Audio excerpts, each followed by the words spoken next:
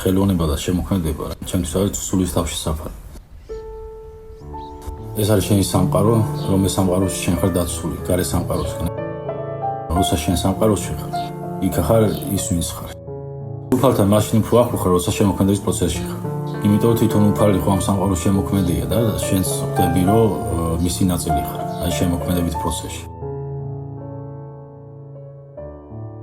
მახსენდება ხოლმე კიდე პიკასოს სიტყვები. ხელოვნება ადამიანის სულიდან მტვერს წვენსო და ამიტომ ყველა ადამიანს გონია რომ რაღაც დოზით ჭირდება რომ ეს სულის ნაწილი განიცადოს, პირველ რიგში თავის სულის ნაწილი. და როცა შენ შინაგანად განიცდი, ეს თავისთავად ხდება. როცა გრძნობ უკვე რა, იმ თვალებში გადაგაქ ის გრძნობა, ის განცდა. ასე მგონია რომ ყველა ხელოვანი, რასაც აკეთებს, ნაწილობრივ უმეტესწილად თავის ბიოგრაფიას ხატავს.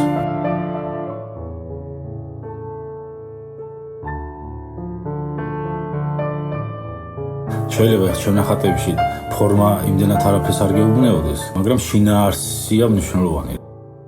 შენი შემოქმედებით ცდილობ რა ეს რაღაც ნეგატივები გადაფარო პოზიტივით. პროცესში შედიხარ, აი სხვა განზომილებაში გადადიხარ. წდები გარე სამყაროს. იმდენად ინტიმური პროცესია, რომ აუცილებლად მარტო უნდა ვიყო და მარტო უნდა ვაკეთებდე. ხშირად უნდა იყო მარტო. მქონია მომენტი, წავსულ არის რომ არ ვიცი სად მივდივარ. მაგრამ ამ პროცესში თითქოს არ სად მიდიხარ, მაგრამ პირველ რიგში შენ თავთან მიდიხარ. ჩვენ ხშირად ვეძებთ ხოლმე ღმერთს სადღაც, მაგრამ შენ თავში უნდა იპოვო. შეიძლება ადამიანი მოვიდეს და მივხვდე, რომ ის ადამიანი არის ღმერთის ხელი. ყველა ადამიანი გონია, რომ რაღაცის მოვიდა. უბრალოდ დროის რომელი მონაკვეთში მივხვდები, მაგას არ იცი. თუ ამ პროცესში ჩაერთვები და ამ შენი თავის ძიებას დაიწყო, ბოროტებას ნაკლებად იქნება ქვეყანა. რამდენი წლისაც არ უნდა გახდეს ადამიანი, ის რაღაცა ბავშვობის განცდა არ უნდა დაკარგოს. ის პატარა ბავშვი არ უნდა მოკლას ბოლომდე, რაც ოდითგანვე მასში იყო. თითქოს შემოქმედებამ შენ აგირჩი, შენ მოგცა ამის პასუხისმგებლობა რომ გააკეთო.